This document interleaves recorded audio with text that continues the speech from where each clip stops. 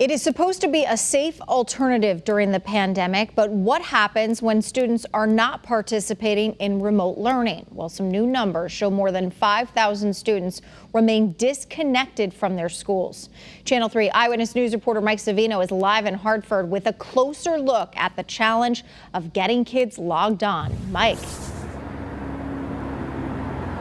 Yes, and Aaron, this is one of the concerns that many people, including Governor Ned Lamont, were raising as they were pushing to have as much in-person learning as we could do possibly while still being safe.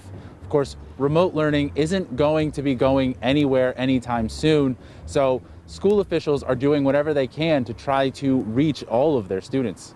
We continue to hear that some students are not engaged. It is a conversation that is happening throughout the state. A month and a half into the school year, and some students aren't logging on for remote learning.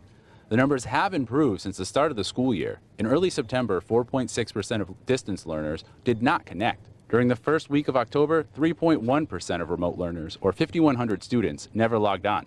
97% of the kids have logged in for remote learning, which is much better than we were in May. Governor Ned Lamont today chose to emphasize the 97% participation rate, well above the 75% number from the spring.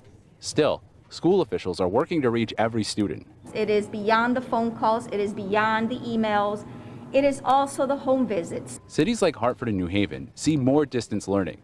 60% of students in the 10 lowest performing school districts were remote only, well above the 33% statewide average. The state has tried to help students in those districts with technology, including the donation of 144,000 laptops and free internet, but they face other obstacles. Perhaps it's a housing insecurity issue.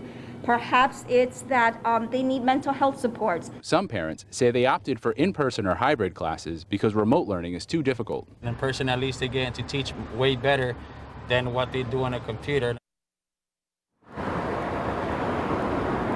Now, New Haven is currently going full remote learning for all of its students, which is one of the reasons that number is so high in terms of how many students are going to remote learning.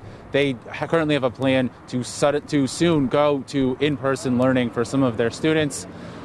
Of course, the key is keeping schools open, and coming up on Eyewitness News at 6, we'll have more on that issue relative to remote learning. Live from Hartford, Mike Savino, Channel 3 Eyewitness News.